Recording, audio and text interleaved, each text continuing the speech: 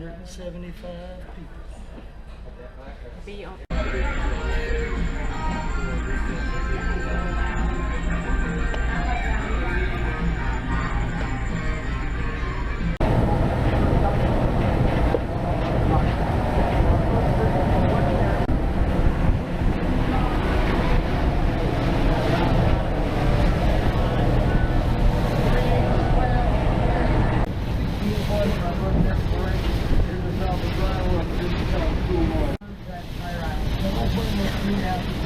Just the perfect spot. I would probably walk back.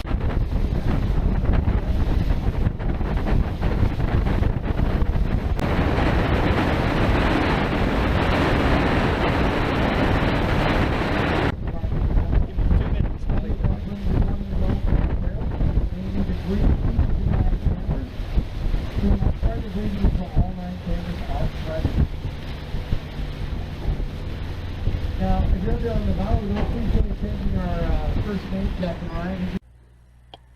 Well, here we are. Campsite, got to set it up. Pick your spot and go for it. You can see my view. Stick it in that little box.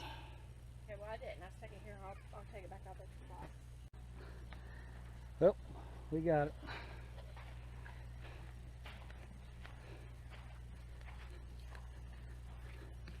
Tent set up. Neighbors.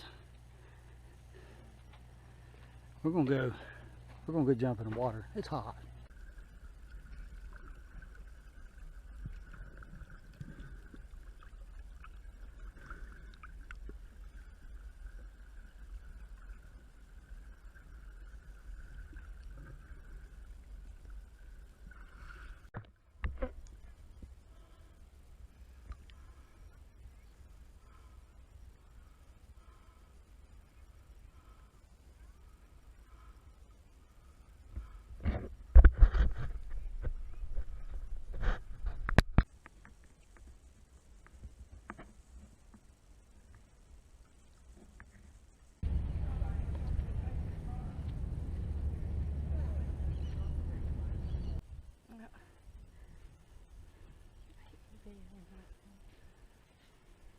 Wow, you won't let me do it anyway.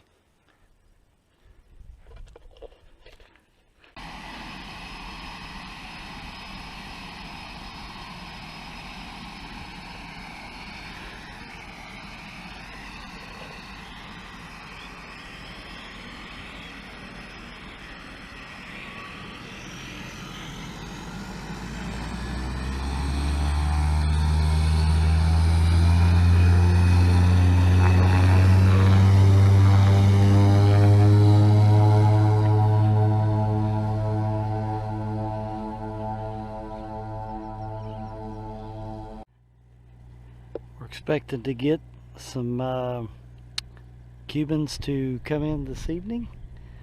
They're saying it's a perfect night because of the full moon, the low wind, hardly any clouds, hardly any bad weather. So he said they usually get quite a few of them in. I'll show you a boat here in a minute that come in last month. This is the last Cuban vessel to make it across. They caught it last month. You can see it's mostly made out of sheet metal bolted together with fiberglass on top. It's got foam stuck through a board to hold it all on there, as you can tell. It does have a motor. I'll show you the motor here in a second. Right there's the prop. Half prop. And they made it over. 18 people come over on this boat.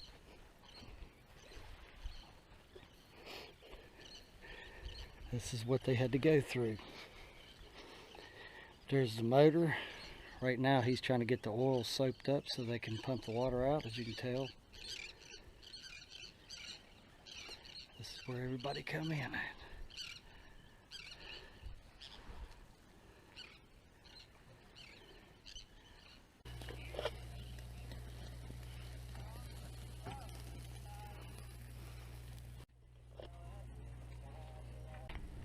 About 7:30 in the morning. I think I'm gonna lose some fish.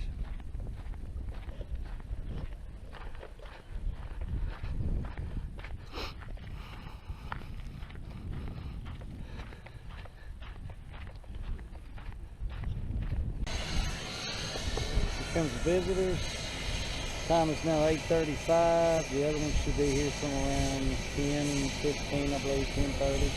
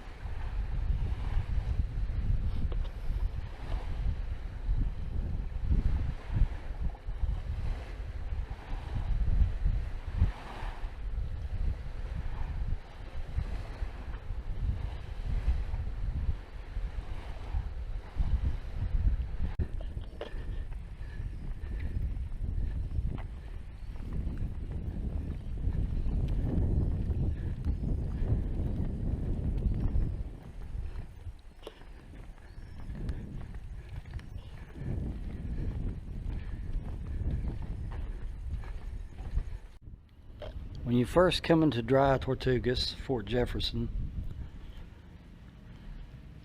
the first thing most people would meet would be two steel doors. One on this end, you see where they mount. See the rails on the floor. And one on this end. It's where they have the gate to lock now. Two big massive steel doors. So if an enemy would get through the first door, they were greeted by a second door. While they were trying to figure out how to get to the second door, soldiers would line up through these portholes called loopholes.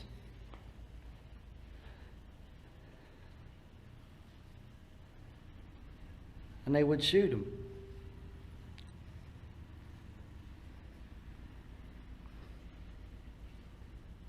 The second thing you see is rails in the floor. As they would bring a trailer in, trailers often got jackknifed, so they built these rails to help get the wheels of the wagon to keep it straight, so they were able to transport their equipment and supplies through to the other side.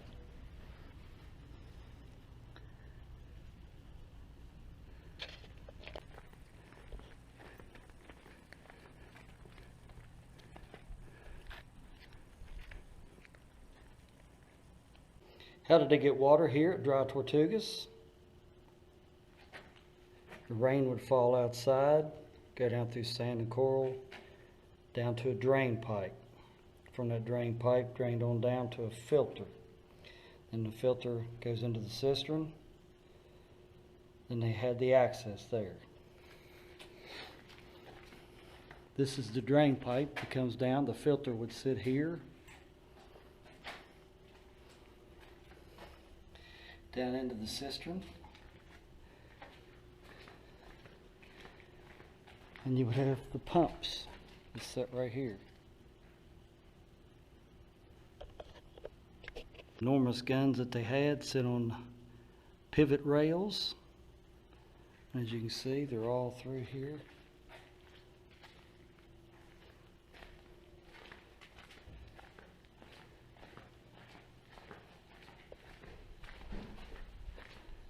They had automatic shutters that would shut.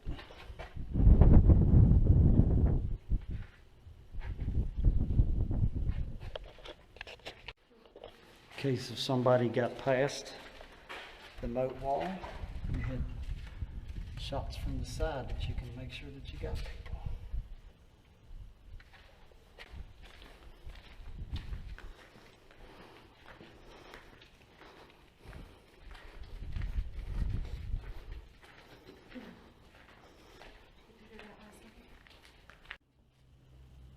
These were the soldiers' barracks.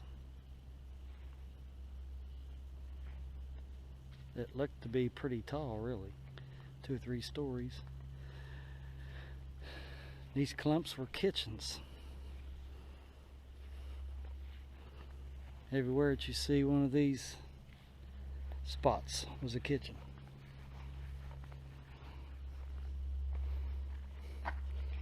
This is the kitchens. This is the soldiers' barracks. This is the outer fort.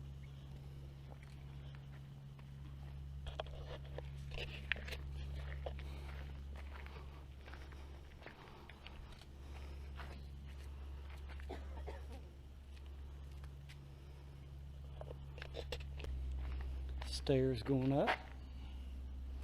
We're going to walk on around.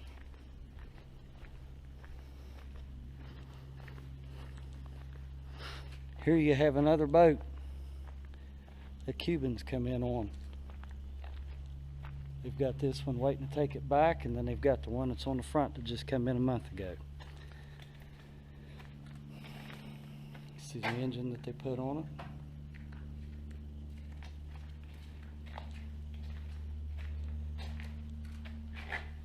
See the handmade oars.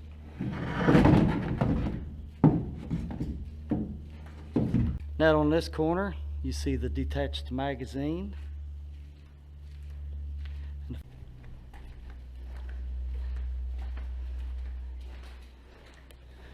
We are now entering in the magazine.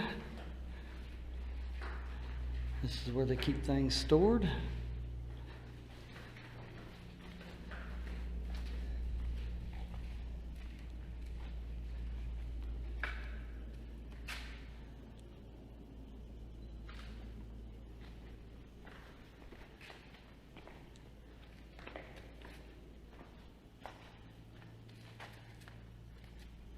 There's evidently two floors. You see we are here. See how they kept all the gunpowder and everything. Outside the magazine.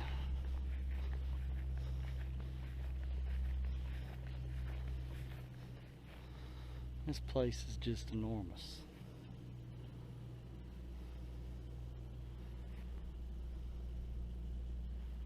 Very quiet, definitely secluded, beautiful.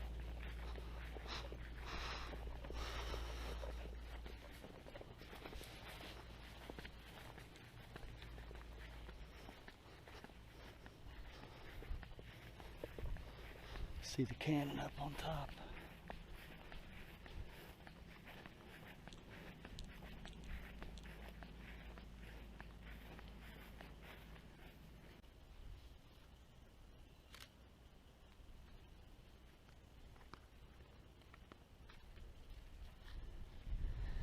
This is so the crew could fire hot cannonballs at ships.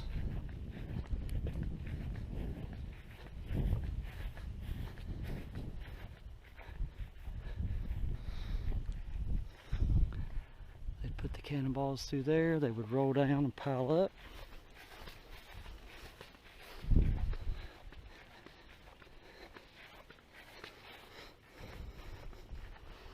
Take them out here.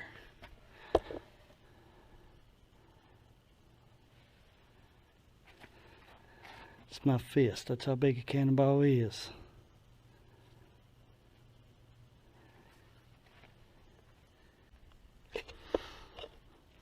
So this worked good for setting boats on fire if they were wooden, but once they went to ironclad, this became obsolete.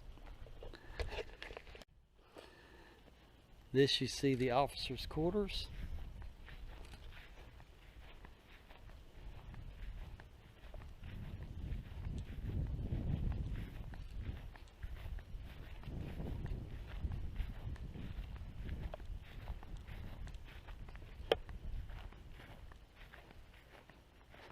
And as you see that nice house looking thing back there, that's actually a kitchen that the officers' quarters had.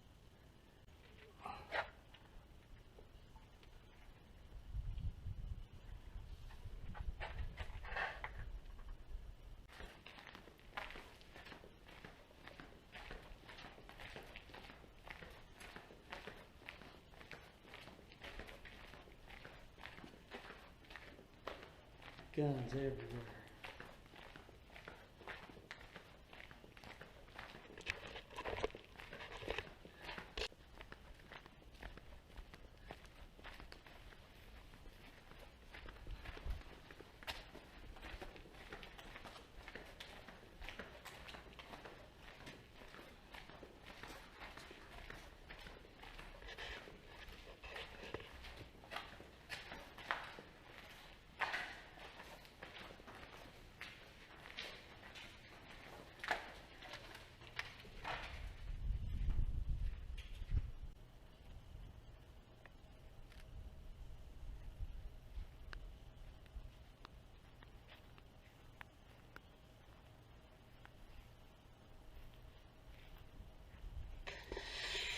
Officers' quarters kitchen. Pretty nice. Okay, we're gonna walk up steps.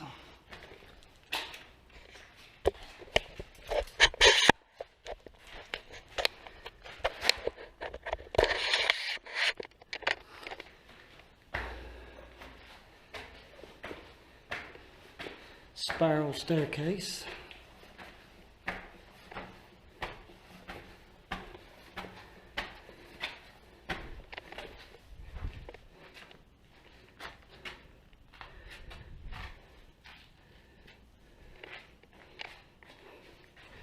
And it goes on up to the 3rd floor.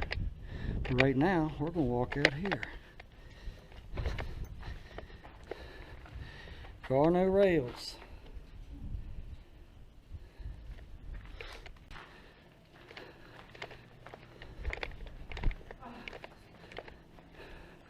Here comes the boat.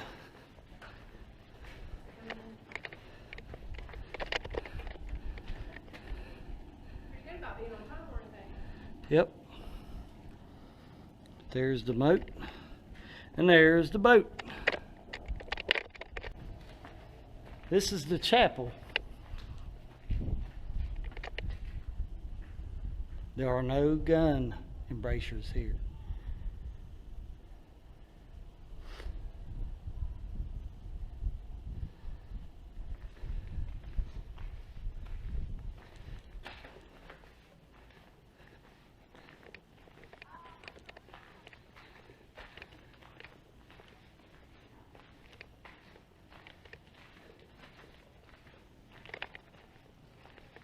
Enjoying it, are you? Trying. How you doing? Pretty good, man. This is cool in here. Yeah, it is. Boat just pulled up too. Yeah. Get busy now.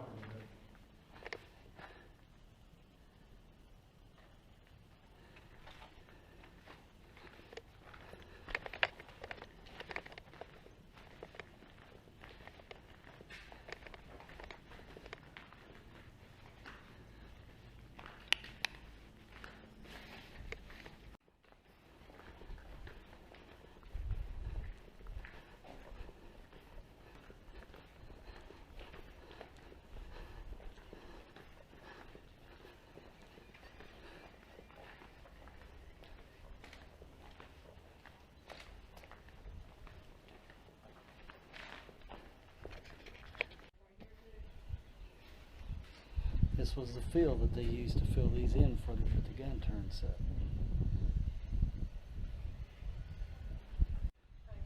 There's Loggerhead Key, 3 miles away. Most of the moat wall was built in 1849 to 1851, but digging the moat walls to full depth as a task for prisoners was not completed until 1873. In 1861, dozens of military prisoners were sent to serve their terms. The tale of the sharks were kept in the moat to discourage escape is pure fiction. A prisoner named Fat Charlie once bought a 10-footer into the moat as a curiosity. It lived 2 months.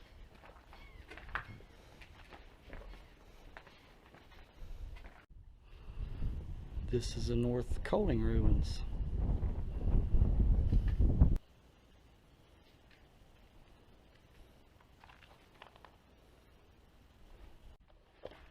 Conversation Hall. Soldiers would walk and talk.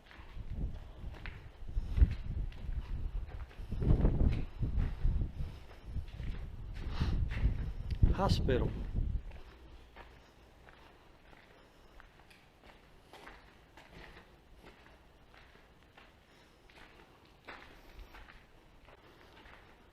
Where Samuel Mudd practiced after taking over Dr. Smith's area.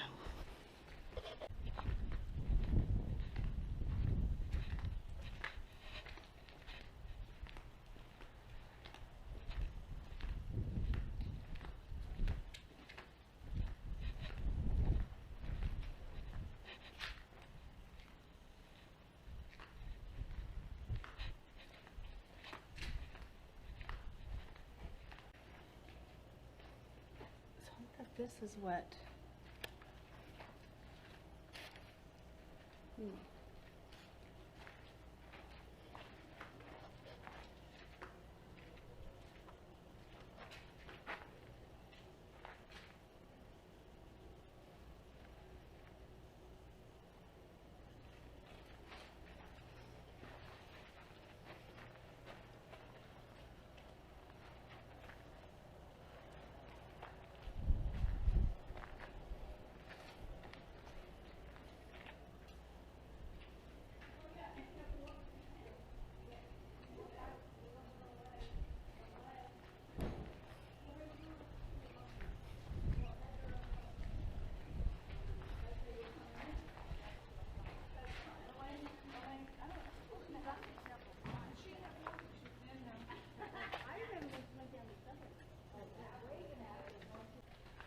Now we're going up to the top floor.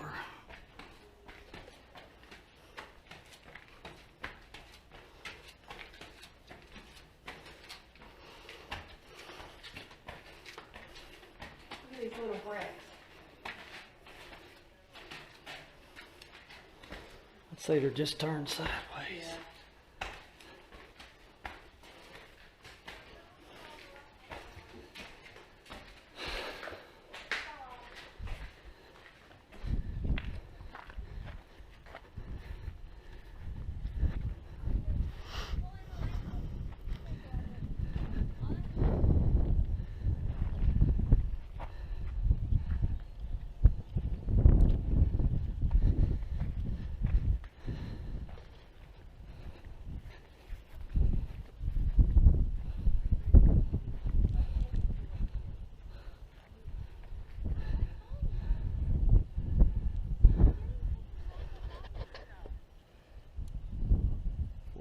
Feet.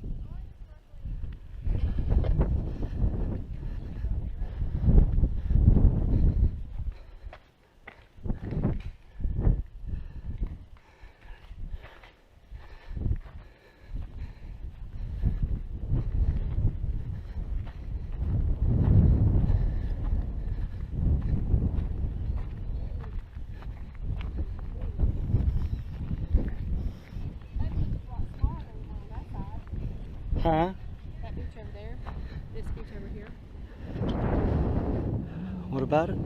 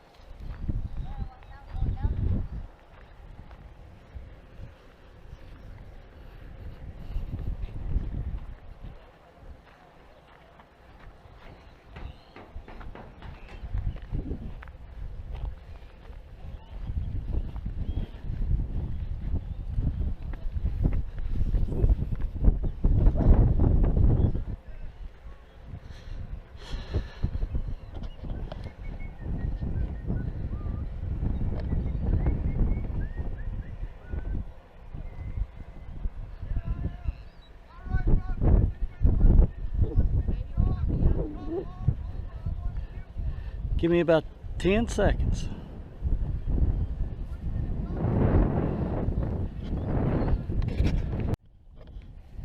Got them blocked off, but that's where the soldiers would come up for the cannons.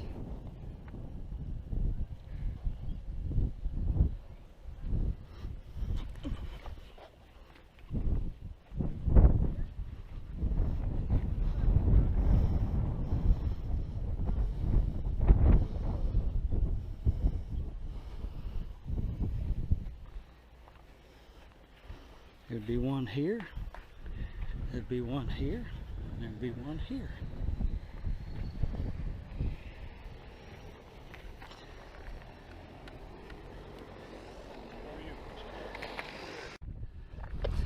Little ammunition magazines. This one's covered up by dirt over the years. But you can see the round arch where you could walk through. They would go in and get their cannonballs and such. Cannons would be sitting right here. They would be shooting out over this. I didn't get that island in it. The woods is too close to it.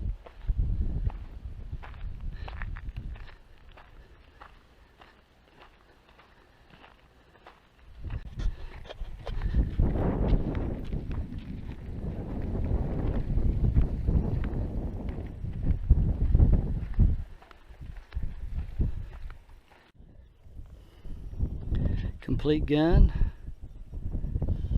full of railing.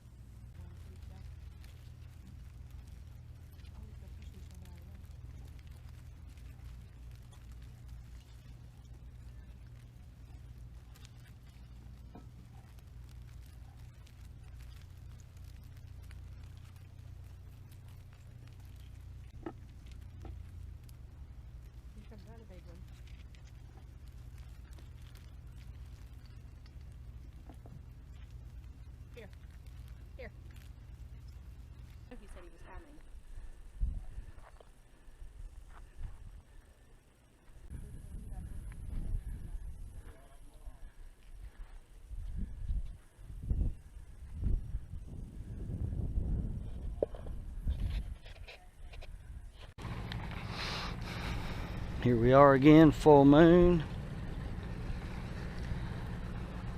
The first ship over here is a supply ship that brought the new people, the new workers here. They stay here for about 10 days and then they leave. The ship beside of it is a Coast Guard vessel.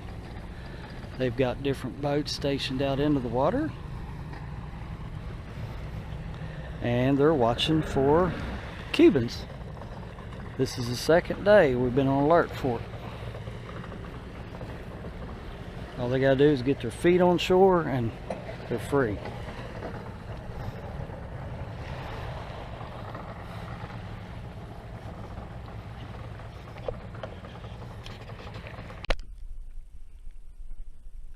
Out here on my yak,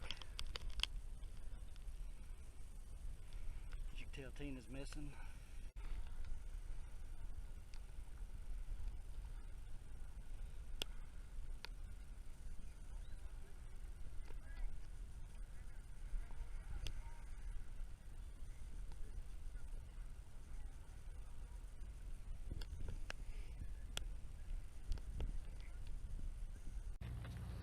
Well, it's take down tent day. We're getting ready to head out. Me and my beautiful lady, we're going back to Key West to get a shower.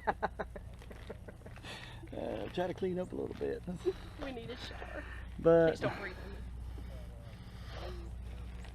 this is the end of it. It's been a lot of fun, been very relaxing, especially when everybody leaves.